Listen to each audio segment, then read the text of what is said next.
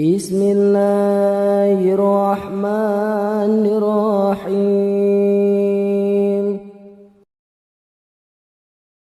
Assalamualaikum warahmatullahi wabarakatuh. Teman-teman, kalau melihat video barusan terlihat biasa saja ya, orang muda ta'zim mencium tangan orang yang lebih tua itu hal yang biasa. Tapi menariknya di dalam peringatan 1 abad Nahdlatul Ulama ini, orang muda yang tadi salim terhadap orang tua tersebut adalah beliau Gus Yahya, Ketua Umum PBNU, dan Kiai Sepuh yang disalami adalah Kiai Mas Duki Abdurrahman Al-Hafidh. Menariknya ketika disalamin oleh Gus Yahya, Kiai Mas Duki malah bertanya, jenengan sinten telemi pundi?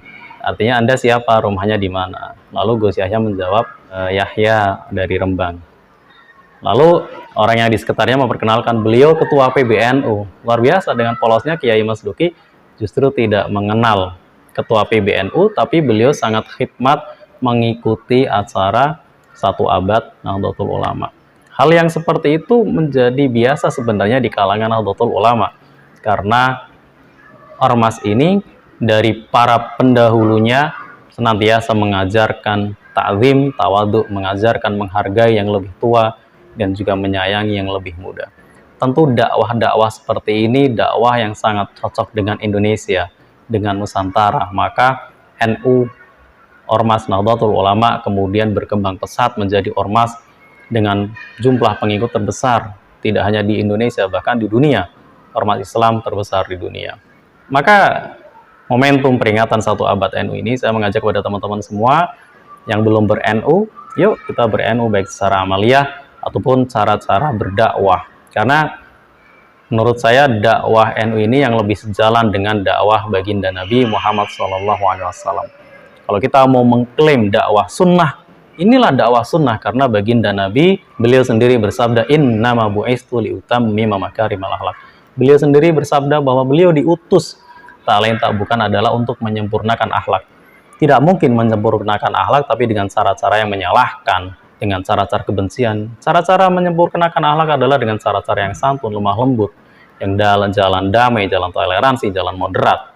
Itulah yang dilakukan Nabi dalam berdakwah. Maka dakwah Islam menjadi sukses, dan itulah yang diikuti oleh para ulama, yang diikuti oleh para wali yang kemudian menyebarkan Islam di Nusantara ini. Yang kemudian dakwah para wali ini, para wali yang dikenal dengan Wali Songo, berhasil di Nusantara, yang menjadikan leluhur kita, nenek moyang kita yang tadinya animisme dinamisme, mungkin Hindu Buddha, akhirnya memeluk agama Islam, mendapatkan hidayah. Dan saya rasa inilah jalan dakwah yang sesungguhnya. Di dalam Al-Qur'an, Allah Subhanahu wa taala bahkan mengutus Nabi Musa kepada Fir'aun. Kita tahu Fir'aun jahatnya luar biasa, tapi Allah memesankan kepada Nabi Musa, wa qula lahu qawlan layyina, berlemah lembutlah kepada Fir'aun. Luar biasa. Kita Muslim berdakwahnya juga tidak kepada orang-orang yang mungkin sesombong Fir'aun ya. Maka cara-cara moderat, cara-cara sopan santun, cara-cara tawadhu, cara-cara yang toleran, cara-cara yang bil mau'izatil hasanah, itulah cara-cara yang dilakukan oleh para ulama Nahdlatul Ulama. Itulah cara-cara yang menurut saya sangat sejalan dengan jalan dakwah para nabi, khususnya jalan dakwah baginda Nabi Muhammad SAW. Dan kalaupun kita mau mengklaim, itulah justru dakwah Nahdlatul Ulama yang sesuai dengan sunnah. Justru kita yang sunnah kalau kita mau mengklaim. Tidak seperti kelompok lain yang mungkin klaim sunnah semata, tapi lebih yang dikedepankan adalah kebencian. Mungkin itu yang dapat saya sampaikan, mudah-mudahan ada manfaatnya. Assalamualaikum warahmatullahi wabarakatuh.